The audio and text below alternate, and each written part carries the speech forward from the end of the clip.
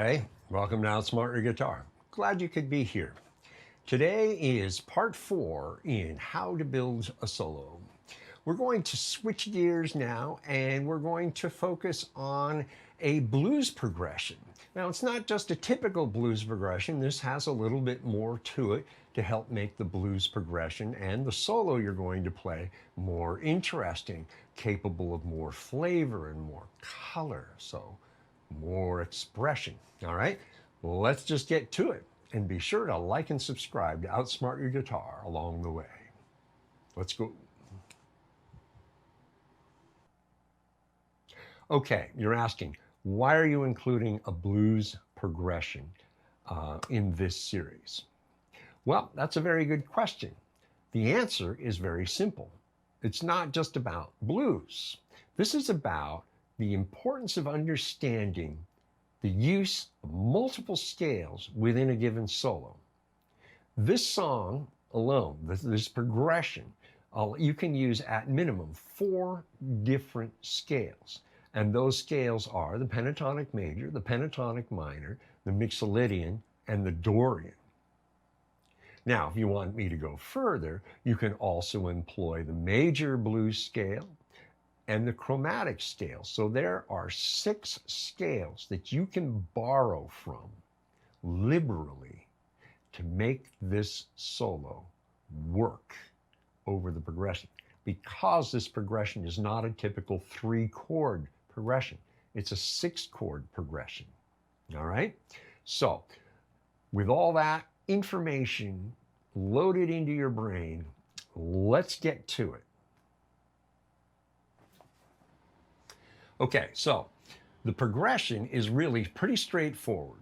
You're just going to be comping. So just playing straight 4s, right? 1, 2, 3, 4. 1, 2, 3, 4. Like that. So, and you're going to be doing it in doublets. 1, 2, with a slight mute between 2 and 3.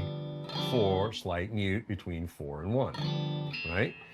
And so you got G7, C7, G7, and then 2 beats of D minor 7, 2 beats of G7, C7, C diminished, C sharp diminished 7. Now, C sharp diminished 7 is real simple. It's a C7 with your second finger on the 5th string at the 4th fret. And that's it. And then back to G7, up to E7, A minor 7, D7, G7, E7, A minor 7, D7, start all over again, right? So you got 1, 2, 3, 4, 5, 6, 7 chords, right? And I think I said 6 earlier. So 7 chords. And that's it. Now, you want to play at about 96 beats a minute, right?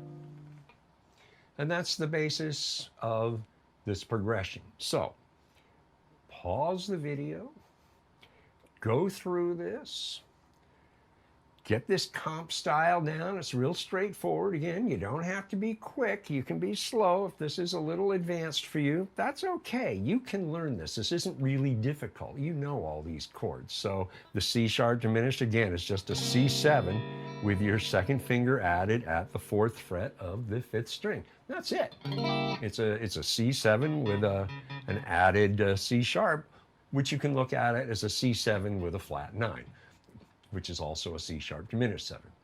Okay, and get it down, smooth it out, put it to a metronome, no faster than 96 beats a minute. This is a nice, easy pace, so you can solo over it, and you don't have to be blasting too quick and stumbling over notes.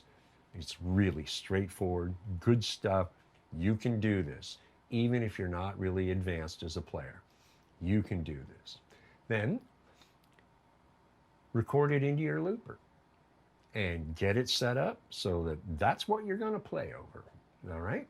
When you're ready to continue, press play. In the written material, you'll see everything I'm talking about here.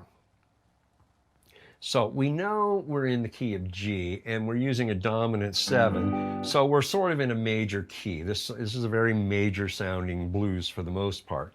So what we can do is we can play strictly G pentatonic major and it'll sound okay, right? Let me show you. 3, 4.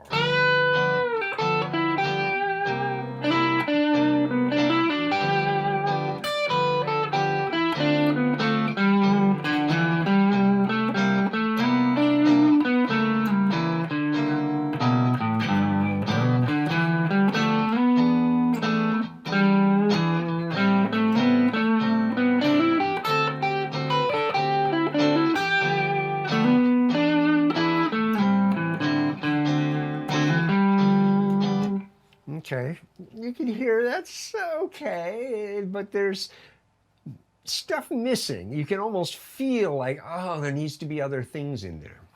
And that's exactly right.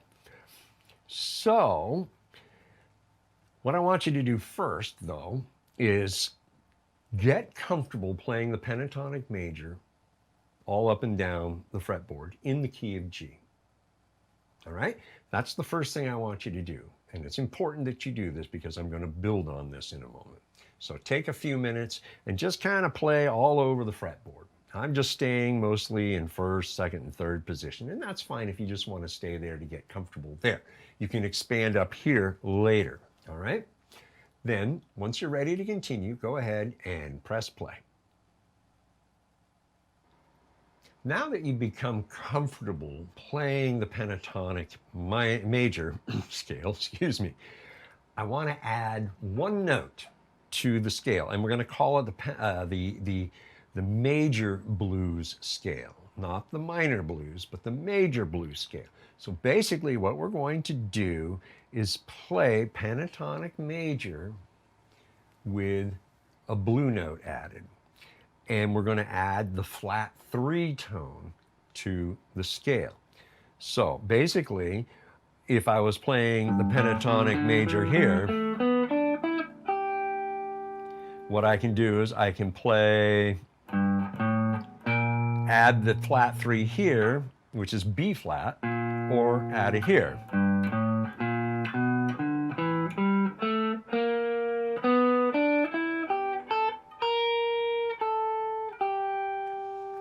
Right? Or I can play using open strings too.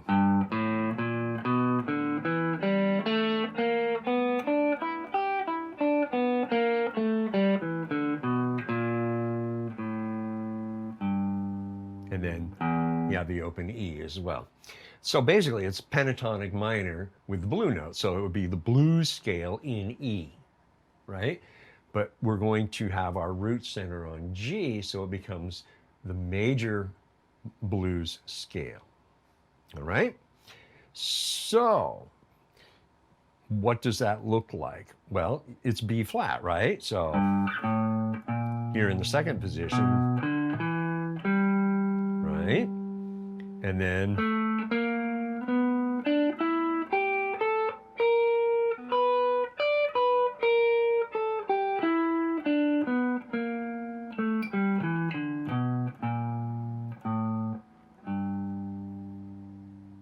okay? Now, go ahead and play over it, adding that note in. So you might do something like this. 3, 4.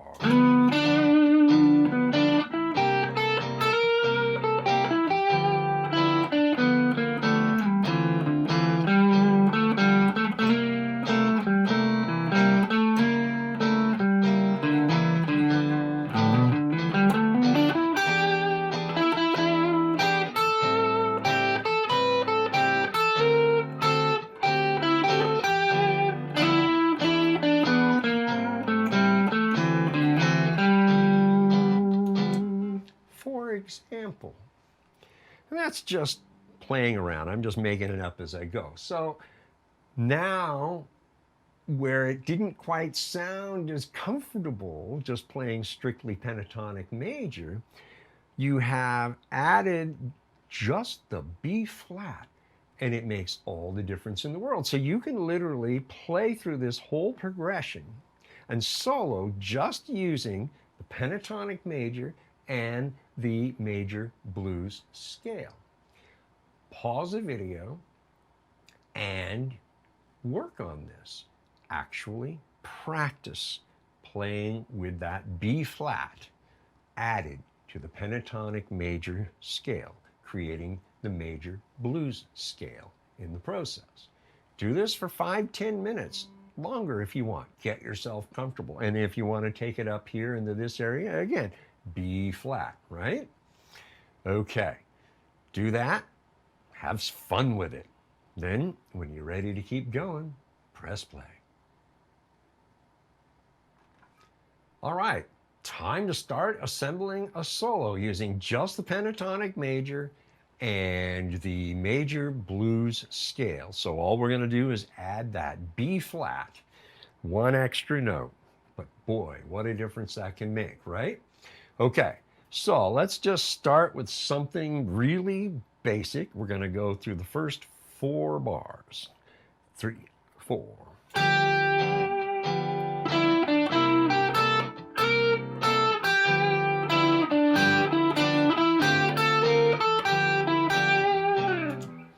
Okay, pretty straightforward stuff. Now, can I remember it more or less? Well, let's see. 3, 4.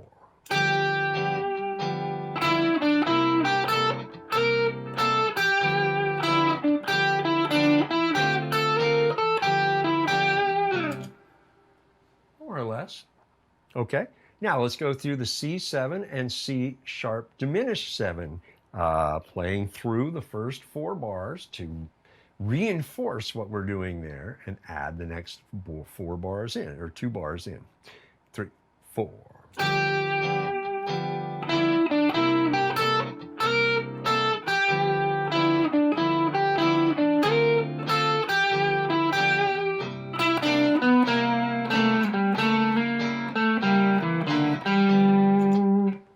Okay, again, I'm just keeping this really rudimentary because I can always add to and embellish later. I want to create the thematic bits and give a flow to what I'm trying to do with my solo so that I can remember. Then I can alter things later on. So, okay, let's see if I can remember those last 2 bars. 3, 4.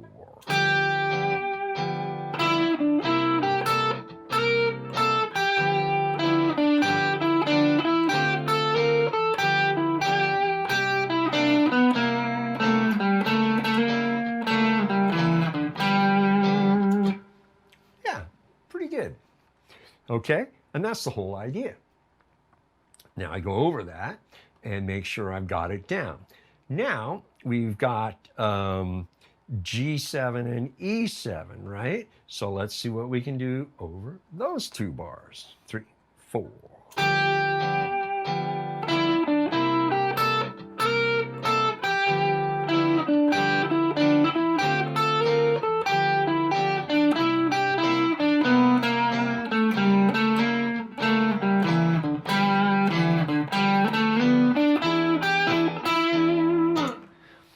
Okay, pretty straightforward. Again, I'm keeping it simple deliberately so that I can map out what I want to do, and then I can always embellish later. I know I keep reiterating that, but it's important to understand that.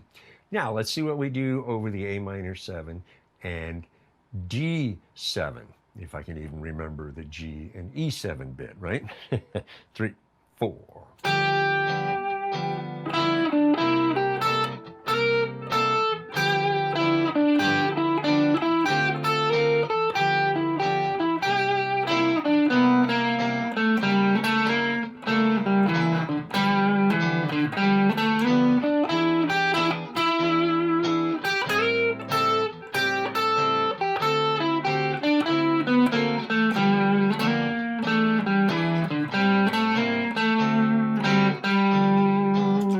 And that pretty much takes me to the end of the progression and starting it all over again. So here's your goal. One pass through the progression. Create a thematic solo idea, getting your thematic bits in place. That's your first assignment. The second assignment will be then to refine it and make it a little more interesting. Because when you're just getting things mapped out, sometimes it's not really all that great. But then sometimes you hit gold and you don't want to change a thing, right? And that's the idea of putting a solo together. If it's repeatable thematically, if not note for note, then you have your guide. And then if you're feeling particularly inspired, you can alter it a little bit on the fly and hopefully remember what you did. This is why I recommend recording yourself practicing so that you can hear things back and go, wow, that was really cool. What did I do there? And you've got it on tape so you can listen back and learn from yourself what you just did. Okay, so pause the video and take your time here. Take 15 minutes, 20 minutes. Really nail down a decent guideline, thematically consistent solo. Get that first. Don't worry about anything else. Don't worry about embellishing it. That you can do after you've got your thematic bits all in place over all 12 bars. All right? Then you know what to do when you're done with that. Press play. All right, so there you have the basic idea laid out here. So the main thrust of this series has been to help you understand, to kind of reinforce the idea that you build a solo by using thematic elements, little bits put in order that are repeatable so that your solo has some degree of structure. This also helps you learn to pace yourself and to add elements like tension and release. We talked about that. Using humming, playing bits you know, creating bits on the fly, whatever works, but creating thematic bits, putting them in a specific order so that you're playing them in that order, giving it the structure. Then you build by altering bits to make it a little more interesting, adding speed licks in where you think they belong. That's the next stage of building a solo. Building a solo is done over time and in stages. Thematic elements, refining those thematic elements, and then if you want to take it to that place, note for note specificity to where the solo is a specific set of notes played in a specific order to create a great solo. That is the essence of how you build a solo and what I've been bringing you to help you understand through this series, that in doing it this way, you will ensure, first of all, that you're not repeating yourself over and over, that you'll hear when you're playing certain kinds of licks a lot. It's like, okay, that lick is getting used to death, throw that away, let's create or bring in other licks, right? Stuff like that. It'll help you recognize that. When I was young, I improvised a lot, but over time, I began to learn the value of creating thematic ideas, following those thematic ideas, then refining them, and in many cases, creating note for note, this is the solo for this song, end product, right? Okay. I hope this helps you understand that this can be as long or as short a process as it needs to be. Every solo is going to be different. Every solo is its own unique entity, and it will take the time it takes. Okay? So, again, I want to thank you for letting me spend this time. I'm glad you are here and finding what I'm offering you beneficial. I hope it helps you become a much better guitar player. I have a lot more material, as you know. Go ahead, check it out, and we'll see you there.